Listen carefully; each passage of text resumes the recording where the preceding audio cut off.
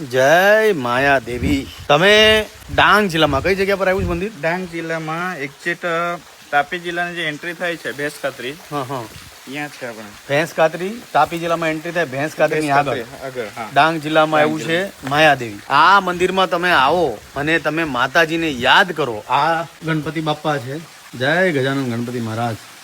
અને માતાજીનું મંદિર એકદમ નદીની અંદર તમારે જઈને, આ તો અત્યારે બ્રિજ બનાવી નાખ્યો, બાકી પહેલાં લોકો તરીને આવતા હતા, અંદર મંદિરમાં ઉતરીને આવતા હતા.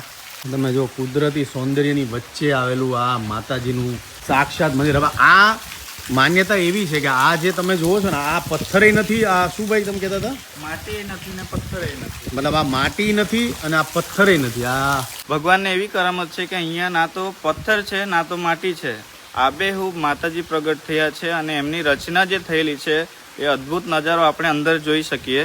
તમને બતાવું. જય માતાજી. આ માયાદેવી જવાનો રસ્તો છે, આ પાણીની વચ્ચે. જય માયાદેવી.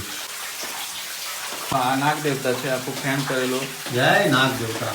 આ મંદિર જોશો ને એટલે તમને એવું લાગશે કે માતાજી સાક્ષાત વિરાજમાન છે. માયાદેવી છે, માતાજીના દર્શન કરી લો. જય માયાદેવી. તમામને કહીશ કે જે લોકો દક્ષિણ ગુજરાતથી બિલોંગ કરતા હોય કે ગુજરાતથી બિલોંગ કરતા હોય, તમારી જે કોઈ પણ માન્યતા હોય, જે કોઈ પણ મનોકામના હોય, એકવાર ખાલી માયાદેવીની સામે આવીને એકવાર ખાલી માતાજીને યાદ કરજો કે માતાજી મારું આ કામ થઈ જાય. આ સાક્ષાત માતા તમારું કામ કરી દેશે. એવું અદ્ભુત મંદિર છે, કુદરતી સૌંદર્યની વચ્ચે આવેલું આ મંદિર છે.